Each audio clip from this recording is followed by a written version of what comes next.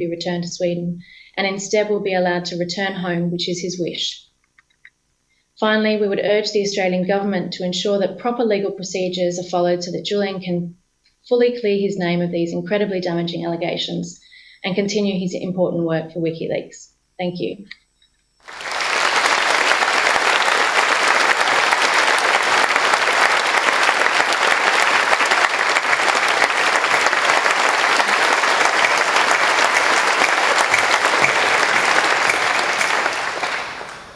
Thank you, Jennifer, for that incredibly clear analysis of what are, in certain circumstances, very complex legal issues. We'll now turn to the pre-recorded speech that Julian recorded in London, actually on the estate, where he is currently under house arrest. I've seen this. It's a splendid piece, and I hope it affects you similarly. Thank you so much for coming to this rally. Your presence here and your support in homes, workplaces, online and elsewhere is exactly what is needed to keep us strong. I really wish I could be with you in person. I can't wait to be back in Melbourne, where I have fond memories of taking a tram up Swanston Street, dropping in at Trades Hall, and having my favourite coffee at the new International Bookshop. Although we're far apart at the moment, I follow news from home regularly. I've been heartened, not just by the stories of support for our organisation, but the stories of courage and kindness that everyday Australians have shown to one another during the floods. That too is a matter of comfort to all of us who believe in basic human decency. As a journalist, I am used to reporting the news rather than addressing rallies, but these are not ordinary times. The times we are going through at the moment constitute a generational challenge. The US civil rights struggles of the 1950s also constituted a generational challenge. As did the peace movement of the late 1960s, feminist movements in different periods of the 20th century, and the awakening environmental consciousness that has taken hold in recent years. For the internet generation, this is our challenge and this is our time. We support a cause that is no more radical a proposition than that the citizenry has a right to scrutinise the state. The state has asserted its authority by surveilling, monitoring and regimenting all of us, all the while hiding behind cloaks of security and opaqueness. Surely it was only a matter of time before citizens pushed back and we asserted our rights. This brings me to another point. We at WikiLeaks recognise the difference between secrecy and privacy. Individuals, not governments, have the right to privacy. Strong powers must be held to account, while the weak must be protected. We believe in transparent power, not in transparent people. We publish material that is in the public interest. For us, as the European Court of Human Rights and the British Court of Appeals has held, the decisive factor in balancing the protection of private life against freedom of expression should lie in the contribution the material has to make to the debate of general interest. It is surely a matter of public interest that Australian politicians secretly brief foreign embassies, in effect providing them with political intelligence on the Australian government, while concealing these vital facts from those who actually elected them to office. WikiLeaks has brought this important information to the public. It is surely a matter of public interest that the US Secretary of State, Hillary Clinton, has been running a secret intelligence campaign directed at the leadership of the United Nations, demanding passwords, DNA, personal encryption keys, credit card numbers, email addresses, and so on. That targeting is illegal under the 1946 UN Convention on Privileges and Immunities and illegal under the 1961 Vienna Convention on Diplomatic Relations. And it is surely a matter of public interest that the Labor government has been secretly working to shield from prosecution Indonesian military figures who killed Australian journalists in East Timor. WikiLeaks brought this information out to the public as well. It would appear that the Labor government today is doing what Labor did in 1975 regarding East Timor, talking about human rights while trying to downplay attacks on journalists. Because you and I should be in no doubt of one thing. We are a media organisation. I am a publisher and I am a journalist.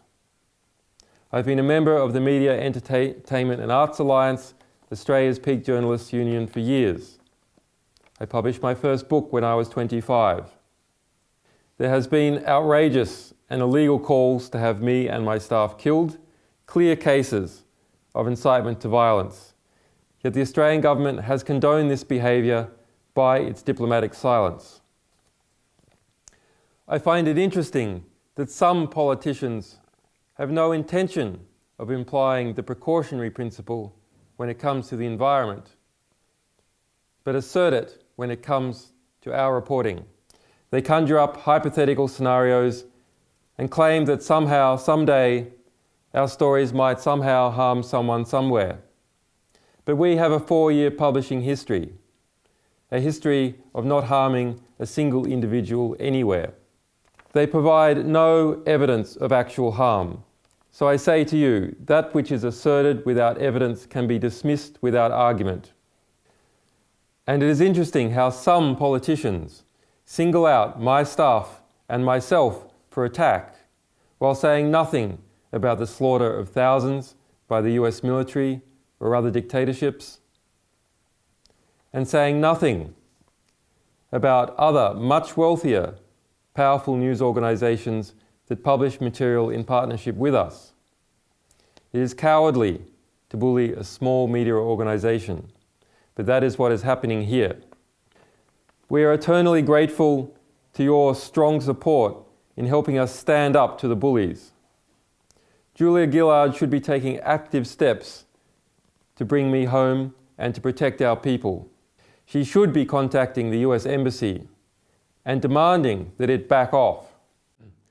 As for the future, we are as determined as ever. With your help and support, we will make our way through this storm and continue to publish and hold powerful and abusive organisations to account. I want to assure you that we will not mimic the timidity and subservience to power that some other media organisations have.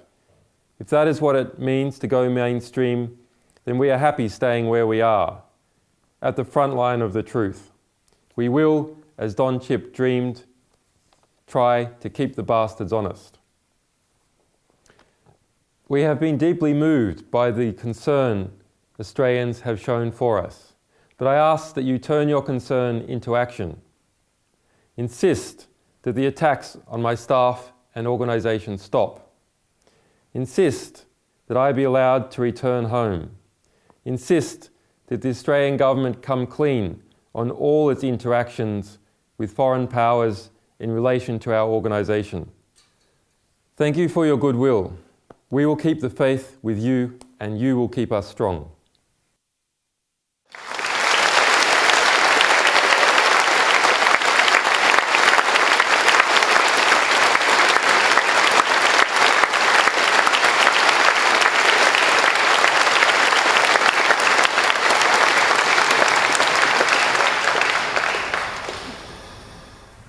I'd now like to introduce our first homegrown speaker, Christopher Warren. Chris is the Federal Secretary of the Media, Entertainment and Arts Alliance. As Federal Secretary, he's responsible for coordinating the industrial and professional campaigns of the organisation on issues to build a strong and independent media and entertainment sector. A journalist, Chris is also CEO of the Walkley Foundation for Journalistic Excellence, and he is immediate past president of the International Federation of Journalists. Chris.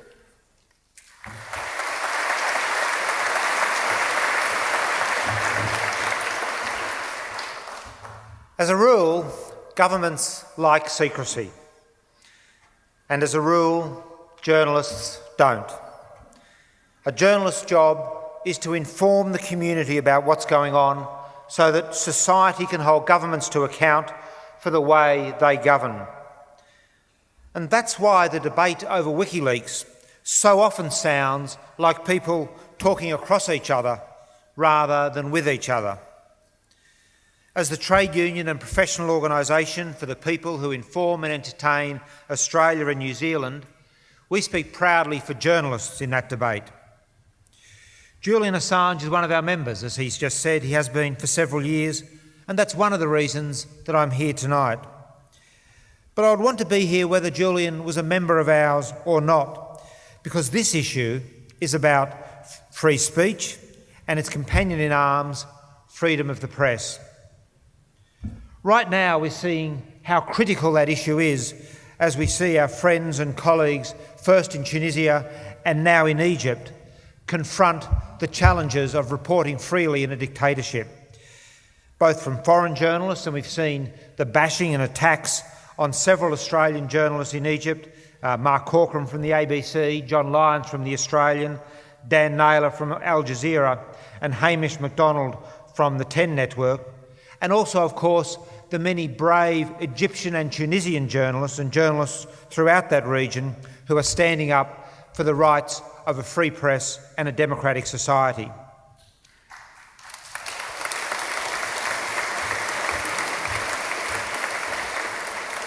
Because what they're doing is about what it's always been about. It's about our right to see, to hear, to read stories that someone, somewhere, doesn't want us to know. Journalism has always been about that. The rest, as they say, is advertising. Laurie Oakes, whose work you will have seen either in the Herald Sun or on Channel 9, has been breaking important news stories for decades. And in December, Laurie won the top award available to Australian journalists, the Gold Walkley, for the most outstanding piece of journalism in the past year. He did so after he broadcast news stories based on leaks. Leaks about what was really going on in the Federal Labor Party leadership. He gave us two of the best stories of the year, thanks to the leaks he received. And he gets those leaks because he is trusted by his sources, who he has skillfully managed over his many years as a journalist. And apart from his own integrity, Laurie is trusted because, on this issue at least, journalists are trusted. Over the past 2 decades, about 25 Australian journalists have faced the risk of jail through court proceedings to uphold our important professional principle that we do not reveal a confidential source. 3 of those journalists have actually ended up in jail. Consider the case here in Melbourne of Herald Sun journalists Michael Harvey and Gerard McManus, who were convicted and fined for contempt of court when they refused to name the source of one of their stories. The only people, in fact, convicted in connection with that particular offence.